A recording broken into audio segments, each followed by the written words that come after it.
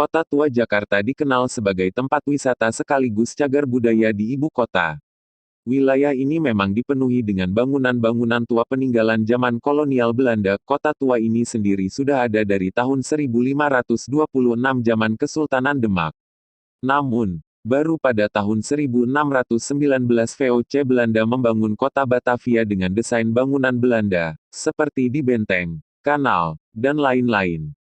Di samping kesan indah dan penuh sejarah, bangunan-bangunan tua di Kota Tua Jakarta juga menyimpan berbagai cerita horor. Yaitu, 1. Bunyi gamelan dari Museum Wayang. Konon katanya, di dalam Museum Wayang terdapat sebuah kuburan salah satu pejabat Belanda yang membuat museum ini menjadi angker. Diceritakan bahwa pada malam hari kerap ada suara gamelan dari dalam Museum Wayang. 2. Bau darah dari Museum Sejarah Jakarta. 3. Pohon yang dipenuhi tengkorak. Konon, cerita horor di Kota Tua dari lokasi ini. Diceritakan di mana pohon tersebut merupakan tempat pembuangan kepala-kepala tentara yang dipenggal di depan Museum Sejarah. Bahkan hingga saat ini, banyak pengunjung mengaku melihat penampakan tengkorak di sekitar pohon. 4. Suara jeritan dari penjara wanita. Di ruangan bawah tanahnya terdapat penjara yang dikhususkan untuk wanita. Konon, dari dalam tempat tersebut kerap muncul suara-suara jeritan perempuan dan suara musik kolonial pada malam hari. 5. Suara tangisan dari toko merah.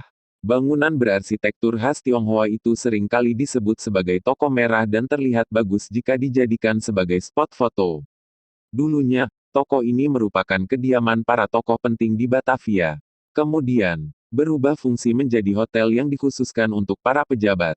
Sebelum menjadi sebuah toko, dulunya bangunan ini pernah menjadi tempat penyiksaan dan pembantaian etnis Tionghoa. Akibat peristiwa mengerikan tersebut, sering kali terdengar suara tangisan wanita dan langkah kaki tentara dari dalam bangunan. 6. Hantu pria leher putus di Cafe Batavia. Lebih horor lagi jika kamu berada di sudut kamar kecil pria. Terdapat seorang pria asing dengan leher hampir putus. Bahkan, katanya hantu pria ini terus memegangi lehernya sambil merintih kesakitan. 7. Hantu pelaut di Pelabuhan Sunda Kelapa. Paling sering adalah munculnya penampakan hantu pelaut dan bergantungan di kapal nelayan atau kapal feri yang sedang beroperasi di pelabuhan ini.